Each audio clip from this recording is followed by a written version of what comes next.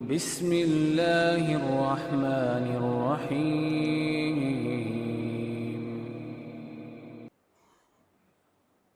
اسلام اس قدر خوبصورت نظام ہے،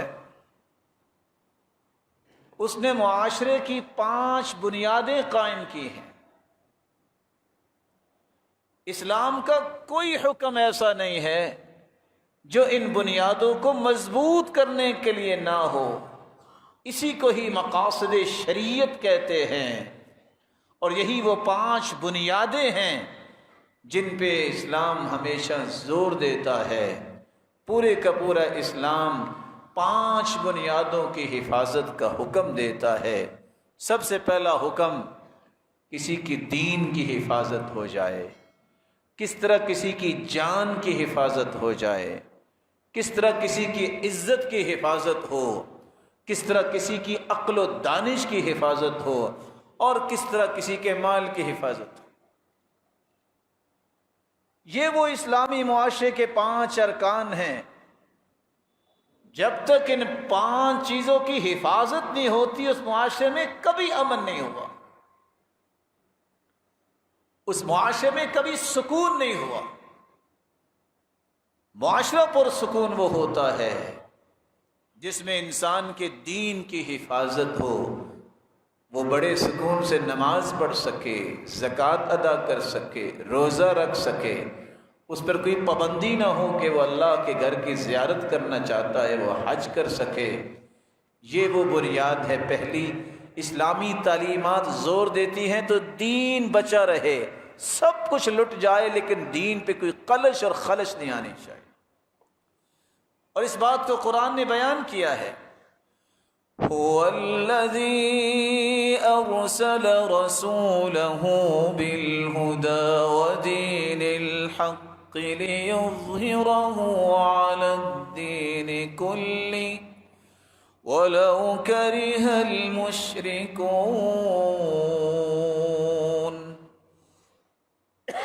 اللہ ذوالجلال کی وہ ذات ہے جس نے اپنے پیغمبر کو بھیجا ہی اس لیے ہے، اپنے طرف سے ہدایت دے کر اور دین حق دے کر، لیظہرہ علی الدین کلہ، تاکہ سارے طور طریقے اور ادیان پہ اللہ ذوالجلال اس سچے دین کو غالب کر دے، خواہ مشرک اس بات کو پسند نہ کریں۔ آیت کیا کہہ رہی ہے؟ آیت یہ پیغام دے رہی ہے، ہدایت اور حق دے کے اللہ نے اپنے پیغمبر کو بھیج دیا ہے۔ اس ہدایت اور حق سے روگردانی کرے گا تو مشرک کرے گا۔ اللہ ذوالجلال دین کی حفاظت کے لیے 1,24,000 پیغمبروں کو مبعوث فرمایا۔ اور آج تعجب کی بات یہ ہے، اپنے بھائی کی یہ بات یاد رکھیے گا، ایک زمینی سرحد ہے، کوئی زمینی سرحد پار کر کے دکھائے۔ اس وطن عزیز کو اللہ تعالیٰ نے ایسی پاورفل فوج دی ہے کہ اگر وہ آنکھ اٹھائے اس کی آنکھ نکالنے کے لیے ہم تیار ہیں۔ جس طرح زمینی حدود ہیں، اس طرح اسلامی اور دینی اور فکری حدود ہیں۔ اس کو جو کراس کرتا ہے، مومن جس کے سینے میں دل ہے اور مومن ہے، وہ کبھی برداشت نہیں کر سکتا۔ جس طرح ہمیں زمینی سرحدوں کی حفاظت کرنے والے بڑے عزیز ہیں، اس طرح جو دین کی حفاظت اور دینی سرحدوں اور فکری سرحدوں کی حفاظت کرنے والے ہیں، وہ بھی ہمیں بہت عزیز ہیں۔ اللہ ذوالجلال نے دوسری حفاظت جو کی ہے کہ کسی کی جان کی حفاظت ہو۔ دین کے بعد کم از کم اس کی جان تو بچ جائے نا۔ اس کی قیمت ہے انسان کی جو مسلمان ہوا ہے، اور قیمت کتنی بڑی ہے مسلمان کی۔ بیت اللہ کا طواف کرتے ہوئے اللہ کے رسول نے فرمایا تھا، ما اطیبک وما اطیب ریحک، اے بیت اللہ تیری ہوائیں اور فضائیں اور خوشبوئیں کتنی پیاری ہیں۔ والذی نفسی بیدی لحرمت المؤمن اعظم عند اللہ حرمتا منک، اے کعبۃ اللہ، تیری شان تو بڑی ہے لیکن تیری عظمت اور شان اور تیری عزت سے، تیری حرمت سے زیادہ مومن کی عزت ہے۔ ان اللہ حرم منک واحدا، اللہ نے تیری ایک حرمت بیان کی ہے اے بیت اللہ، اور وحرم من المؤمن ثلاثا، اور مومن کی 3 حرمتیں ہیں، حرم دمہ ومالہ وعرضہ، مومن کا خون بہانا بھی حرام ہے، اس کا مال لوٹنا بھی حرام ہے، اور اس کی عزت پامال کرنا بھی حرام ہے۔ بلکہ رسول اللہ صلی اللہ علیہ وسلم نے فرمایا لو ان اہل السماوات والارضین اشترکوا فی دم واحد لاکبہم اللہ فی النار، 7 آسمان کے ٹریلین فرشتے اور 7 زمینوں کی مخلوقات اگر 14 کے 14 طبق کسی مومن کے قتل میں شریک ہو جائیں، اب شریک کیسے ہوں گے؟ سارے لوگ تلوار ماریں گے، گولیاں ماریں گے؟ مشورے میں بھی شریک ہو گئے کہ اس مومن کو قتل کیا جائے، قیامت کا دن ہوگا ایک مومن کے قتل کی وجہ سے اللہ 14 کے 14 طبق جہنم میں ڈال دیں گے۔ یہ اسلام ہے، اسلام جہاں مسلمانوں اور مومنوں کی دین کی حفاظت کرتا ہے، وہاں اس کی جان کی بھی حفاظت ہے۔ یہی وہ 5 بنیادیں ہیں کسی پرامن معاشرے کی، جس معاشرے کے اندر دین محفوظ ہو، کسی کی جان محفوظ ہو۔ اس لیے اللہ عز و جلال نے فرمایا وَلَكُمْ فِي الْقِصَاصِ حَيَاةٌ يَا أُولِي الْأَلْبَابِ، عقل والو قصاص میں تمہاری زندگی ہے۔ آج ایمان کا دعویٰ کرنے والے کہتے نہیں قصاص نہیں ہونا چاہیے، قرآن کہتے تمہاری زندگی قصاص میں، قصاص ہوگا تو باقیوں کی زندگی بچے گی، نہیں تو ایک ایک کر کے اسی طرح سب کے ساتھ ہونا شروع ہو جائے گا۔ صرف اتنا کہہ دے کہ فلاں شخص جو ہے نعوذ باللہ اس نے برائی کی اور فلاں عورت نے برائی کی، جب تک 4 گواہ پیش نہ کر دے، شریعت نے حکم کیا دیا ہے وَالَّذِينَ يَرْمُونَ الْمُحْصَنَاتِ الْمُؤْمِنَاتِ ثُمَّ لَمْ يَأْتُوا بِأَرْبَعَةِ شُهَدَاءَ فَاجْلِدُوهُمْ 80 جَلْدَةً وَلَا تَقْبَلُوا لَهُمْ شَهَادَةً أَبَدًا وَأُولَئِكَ هُمُ الْفَاسِقُونَ۔ کوئی شخص کسی مسلمان کے بارے میں کہہ دے کہ اس نے بدکاری کی ہے، گناہ کیا ہے، مرد ہو یا عورت کسی پہ الزام آ جائے، 4 گواہ اگر پیش نہیں کر سکا، گواہ کیسے؟ جس نے آنکھوں سے دیکھا ہو، ایسے شخص کو 80 کوڑے لگاؤ، قرآن کہتا ہے 80 کوڑے لگاؤ، اور یہ فاسق ہے، اس کی گواہی آئندہ سے کنسیڈر ہی نہیں ہوگی اگر توبہ نہیں کر لیتا۔ توبہ کر لے تو واپس اپنی حیثیت میں آ جائے گا، وگرنہ اس کی توبہ کے بغیر اس کی گواہی کو بھی کنسیڈر نہیں کیا جائے گا۔ یہ آئندہ سے دنیا کے کسی معاملے میں ایز اے وٹنس پیش نہیں ہو سکتا، کیونکہ یہ جھوٹا انسان ہے، فاسق انسان ہے، اس کی گواہی قبول نہیں ہوگی۔ کیوں اسلام نے یہ حد جاری کی؟ ایک مسلمان کی عزت کی حفاظت کری۔ یہ تو نہیں ہے کہ کوئی اٹھے آرام سے کسی پہ جو چاہے کہہ دے۔ یہ اسلامی معاشرہ نہیں، یہ کافروں کا معاشرہ ہو سکتا ہے جہاں عزتوں کی کوئی قیمت نہیں ہوتی۔ اس لیے ساتھ ہی اللہ عز و جلال نے فرمایا الزانیۃ والزانی فاجلدوا کل واحد منہما 100 جلدہ ولا تأخذكم بهما رأفة في دين الله إن كنتم تؤمنون بالله واليوم الآخر وَلْيَشْهَدْ عَذَابَهُمَا طَائِفَةٌ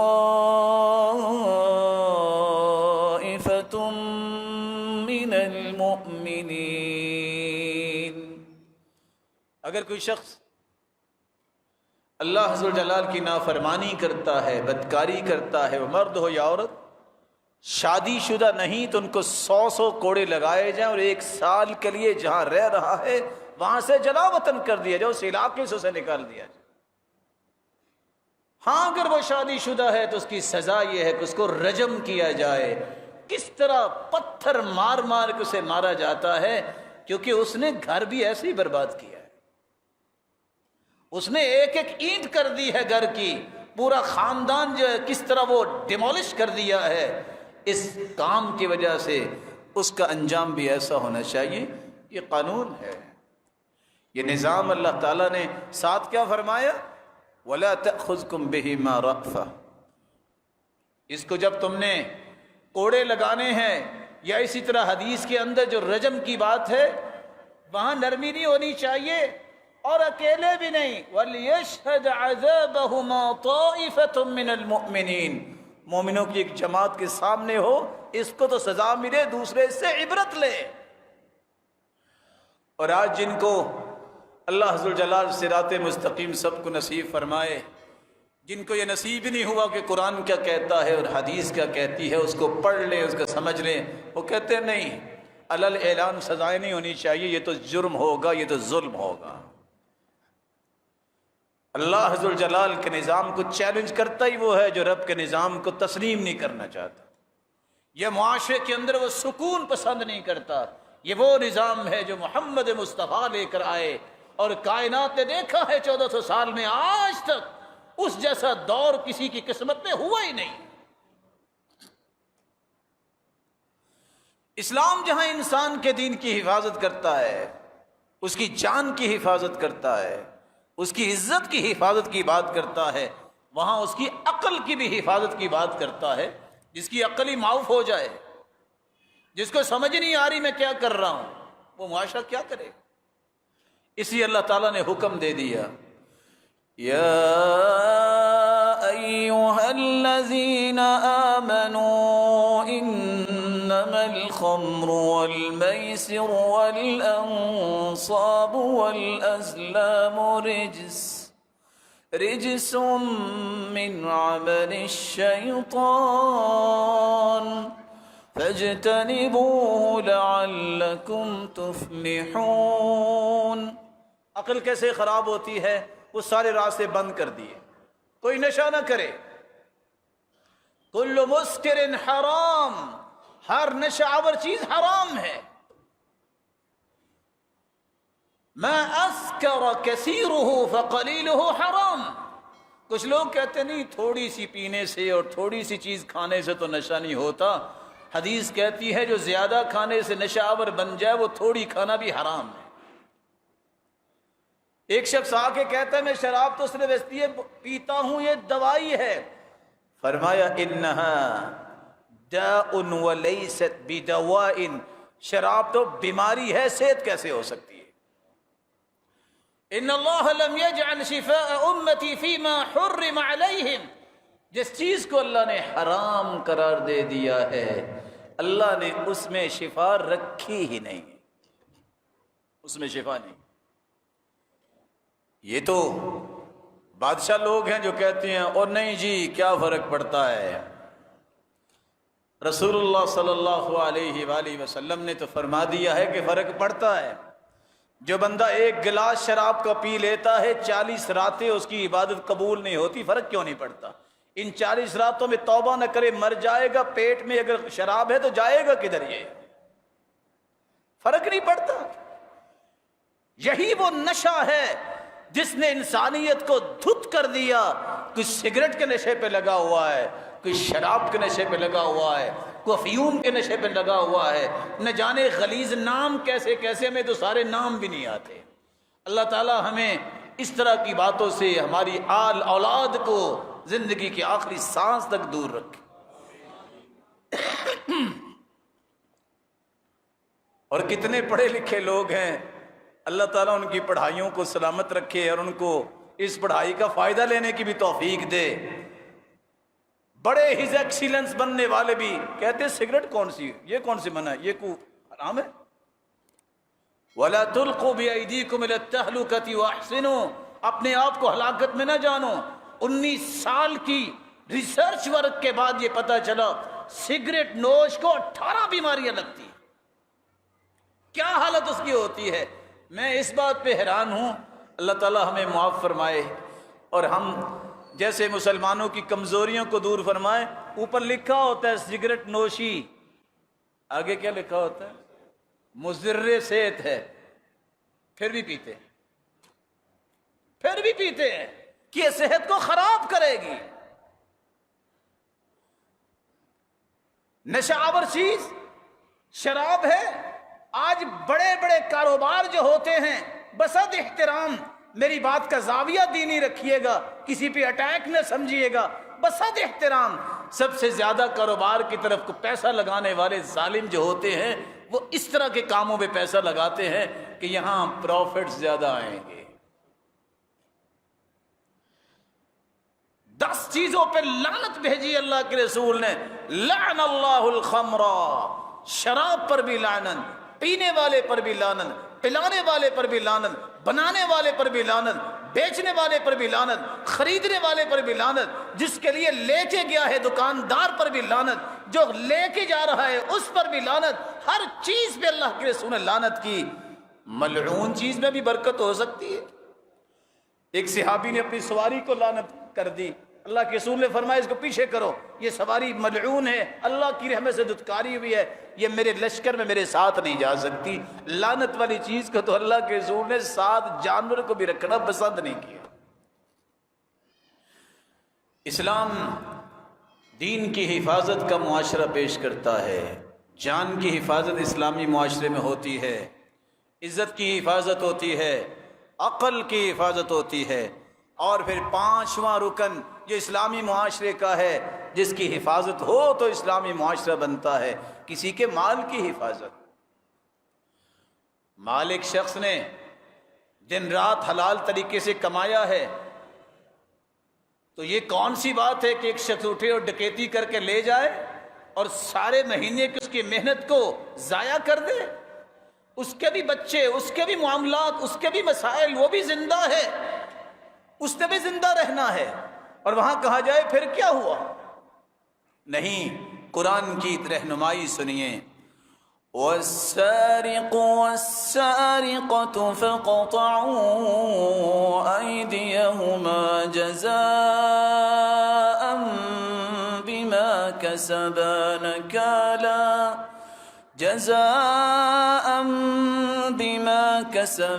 نَكَالًا مِّنَ اللَّهِ وَاللَّهُ عَزِيزٌ حَكِيمٌ۔ مرد چوری کرے یا عورت چوری کرے، اس کا ہاتھ کاٹ دو۔ کیوں؟ جزاء بما کسب نکالا من اللہ۔ اس کو یہ جرت کیسے ہوئی کہ کسی کے حلال مال کو چوری کرے؟ محنت اس کی ہے۔ آج ہاتھ نہیں کٹے گا، یہ چوریاں بڑھتی جائیں گی۔ پڑھے لکھے لوگ کہتے ہیں لو ہاتھ کاٹ کے جو ہم لوگوں کو ٹنڈا بنا دیں۔ اچھا تو لوگ نہ بنے، پورا معاشرہ جو ہے وہ اس مصیبت میں مبتلا ہو جائے۔